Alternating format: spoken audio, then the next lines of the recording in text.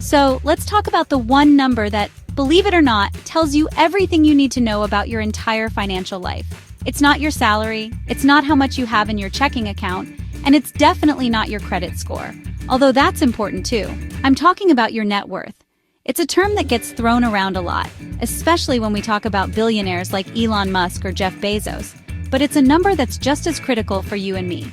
Put simply, your net worth is the value of everything you own, minus everything you owe.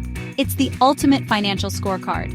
If you were to sell every single thing you have and pay off every single debt, the cash left in your hand would be your net worth. It's that simple. Now, why should you even care about this number? I mean, as long as you can pay your bills and have some money left over, you're good, right? Well, not exactly. Knowing your net worth is like having a GPS for your financial journey. It tells you exactly where you are right now. Are you financially healthy? Are you making progress towards your goals, like buying a house, retiring early, or just achieving financial independence? Without knowing your net worth, you're basically driving blind. You have no idea if you're moving forward, backward, or just spinning your wheels in the same place. It's the baseline from which all your financial decisions should be made. Calculating it might sound complicated, like something only an accountant with a fancy degree can do, but I promise you, it's incredibly straightforward. In fact, by the end of this video, you'll be able to calculate your own net worth down to the penny, and you'll have a much clearer picture of your financial health than ever before. We're going to break it down step by step, no complicated jargon, no confusing spreadsheets. Unless you like spreadsheets, in which case we can do that too. So grab a coffee, smash that like button for the YouTube algorithm, and let's get right into it. Alright, first things first, we need to figure out the what you own part of the equation. This is the fun part because it feels a little bit like a treasure hunt. We're going to list out every single one of your assets. An asset is anything you own that has monetary value. The easiest place to start is with your cash. Go ahead and log into your bank accounts, your checking accounts, your savings accounts, any high-yield savings accounts you have stashed away for a rainy day. Add all of that up. This also includes any physical cash you might have lying around, maybe in an envelope or a piggy bank. Every single dollar counts, so be thorough. Don't just estimate. Get the exact numbers. Next up, and this is where it starts to get really powerful, are your investments. This is the money that's working for you. We're talking about your 401k or 403b from work, your Roth IRA, your traditional IRA, any brokerage accounts you have with stocks, bonds, index funds, or ETFs. You'll also want to include the value of any cryptocurrency you hold. Just like with your bank accounts, log into each platform and write down the current market value of those investments. Don't worry if the market is up or down today. We just need a snapshot of what it's worth right now. This part is crucial because for most people on the path to wealth, this section will eventually become the largest part of their assets. Finally, we need to account for your physical property. The biggest one for most people is their home. You'll need to get a realistic estimate of its current market value. You can use websites like Zillow or Redfin to get a Zestimate, or better yet, look at what similar homes in your neighborhood have recently sold for. This is called looking at comps. Beyond your home, think about your car. Use a site like Kelley Blue Book to find its current private party value. And don't forget other valuable items. Do you have expensive jewelry, art, collectibles, or high-end electronics? If you could sell it for a significant amount of money, say over $1,000, you should probably list it. Be honest and conservative with these estimates. We're not trying to impress anyone, just get an accurate number. Okay, now for the part that's, well, a little less fun, but it's just as important, if not more so. We need to list out all of your liabilities. A liability is simply a fancy word for debt. It's everything you owe to someone else. This is where we have to be brutally honest with ourselves, because hiding from these numbers is the worst thing you can do for your financial future. The biggest liability for most homeowners is their mortgage. You need to find the exact remaining principal balance on your home loan. Don't look at the original loan amount. We need to know what you still owe today. You can find this on your latest mortgage statement or by logging into your lender's online portal. Next, let's tackle other loans. Do you have a car loan? Just like the mortgage, find the current outstanding balance on it. Don't guess. Log in and get the real number. Then, we have the one that trips up so many people's student loans. I know it can be painful to look at, but you have to. Whether you have federal loans, private loans, or a mix of both, you need to go to each lender's website and add up the total amount you still owe. This number is a major roadblock for millions of people, and the first step to conquering it is knowing exactly how big it is. Don't forget about any other personal loans, family loans, or medical debt you might have. Every single debt needs to be on this list. And finally, we arrive at the sneakiest liability of them all, credit card debt. This is any balance you're carrying on your credit cards that you haven't paid off yet. And yes, this includes that purchase you just made yesterday if the statement hasn't closed. You need to log into each and every one of your credit card accounts and write down the current balance.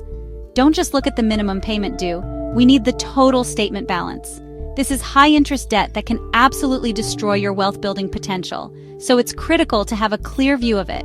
Tally up all of these numbers, your mortgage, car loans, student loans, personal loans, and all your credit card balances. This is your total liability figure. All right.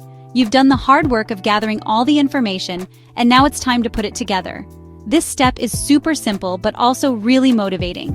We're going to take that list of assets we made in the first chapter and add everything up to get one single number, your total assets. So, get out your calculator, or even better, open up a simple spreadsheet. I personally use Google Sheets for this because it's free and I can access it from anywhere, but pen and paper works just fine too. Create a column titled Assets, and start listing everything out with its corresponding value. Start by plugging in the numbers for your liquid assets. This includes the balance from your checking account, your savings account, your high-yield savings account, and any physical cash you have. Let's say you have $5,000 in checking, $10,000 in a high-yield savings, and $200 in cash. Write those down, then move on to your investments. List the value of your 401k, your Roth IRA, and your brokerage account. For example, you might have $50,000 in your 401k, $15,000 in your Roth IRA, and $5,000 in a brokerage account. Put each of these as a separate line item. The more detailed you are, the better you'll understand where your wealth is concentrated. Finally, add in your physical assets. Put down that estimated market value of your home, let's say it's $400,000. Then add the Kelley Blue Book value of your car, maybe that's $15,000. If you have any other significant valuables like that jewelry collection we talked about, add its estimated value too. Let's say $2,000. Now, at the bottom of that column, sum it all up. Just add every single number in that list together. In our running example, that would be 5,000 plus 10,000 plus 200 plus 50,000 plus 15,000 plus 5,000 plus 400,000 plus 15,000 plus 2,000. Your total assets in this example would be $502,200. This number represents the own side of your financial life. Now we have to do the same thing, but for the numbers that represent what you owe. We're going to calculate your total liabilities. Just like with the assets, take that list you made in Chapter 2 and get ready to add it all up. This might feel a bit discouraging, especially if you know you have a lot of debt, but I promise you, knowledge is power. Seeing this number clearly is the only way to make a plan to attack it and eventually eliminate it. So take a deep breath. You can do this. It's just a number, and numbers can be changed. In that same spreadsheet or on your notepad, create a second column right next to your assets column and title it Liabilities. Start by listing your largest debt, which for most people is their mortgage. Using our example, let's say the remaining principal balance on your mortgage is $300,000. Write that down. Next, add your car loan. Let's say you still owe $8,000 on your car. That goes on the next line. Then comes the big one for many student loans. Let's imagine you have a total of $30,000 in student loan debt. Add that to the list. Finally, round it out with any high-interest consumer debt. Go through those credit card balances you listed. Maybe you have $2,500 on a Visa card, $1,000 on a MasterCard, and a $500 balance on a store card. List them all out individually. It helps to see where the problem areas are. Now, just like you did with your assets, sum up the entire liabilities column. In our example, we would add $300,000 for the mortgage, $8,000 for the car loan, $30,000 for student loans, $2,500, $1,000, and $500 for credit cards. Your total liabilities in this case would be $342,000. This number is the O side of your financial life. This is it, the moment of truth. You've done all the hard work, you've gathered all the numbers, you've faced your debts head on, and now we get to the final simple calculation. All you have to do is take your total assets and subtract your total liabilities. That's it. The formula is as simple as it gets. Total assets minus total liabilities equals your net worth. This single number gives you the clearest possible snapshot of your current financial position. It's the bottom line. It's your personal profit and loss statement all rolled into one. So let's use the example we've been building throughout this video. We calculated our total assets to be $502,200. That's everything we own. And we calculated our total liabilities to be $342,000. That's everything we owe. Now we just do the subtraction. 502,200 minus 342,000 equals 160,200. In this scenario, your net worth is $160,200. Go ahead and do this with your own numbers right now. Plug your total assets and your total liabilities into that simple formula and find out your number. Now, when you see your final number, you might feel a few different things. You might be pleasantly surprised, or you might be a little disappointed. You might even have a negative net worth if your liabilities are greater than your assets, which is incredibly common for recent graduates with a lot of student loans. Whatever that number is, I want you to understand that it is not a judgment of you as a person. It is not a measure of your self-worth. It is simply a starting point. It's data. And now that you have this data, you have the power to change it. Your goal from this day forward is to make that number go up. So there you have it. You now know how to calculate the single most important number in your personal finances. It wasn't that hard, was it? But here's the secret. Calculating your net worth isn't a one-and-done thing. This isn't something you do once and then forget about for 10 years. I personally track my net worth every single month. Now, you don't have to be that extreme, but I would strongly encourage you to make a habit of calculating it regularly. Maybe you do it once a quarter, or at the very least, once a year. By doing this, you turn a static snapshot into a motion picture of your financial progress. You get to see in black and white if the actions you're taking are actually working. Think of it this way.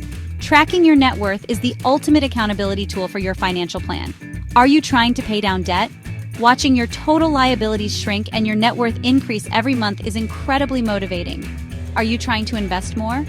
Seeing your investment assets grow and push your net worth higher will encourage you to keep going. It helps you make better decisions. When you're thinking about making a big purchase, you can ask yourself, how will this impact my net worth? It reframes your entire relationship with money from just spending and earning to building and growing. It's a complete mindset shift. Ultimately, your net worth is your story, told in numbers. And the best part is, you are the author. You have the power to write the next chapter. So please, take what you've learned today and put it into action. Set a reminder on your phone to do this again in 3 months. Keep that spreadsheet updated. Watch that number grow over time. It's one of the most rewarding things you can do on your journey to financial freedom. Thank you so much for watching. Don't forget to smash the like button, subscribe if you haven't already, and I'll see you in the next video.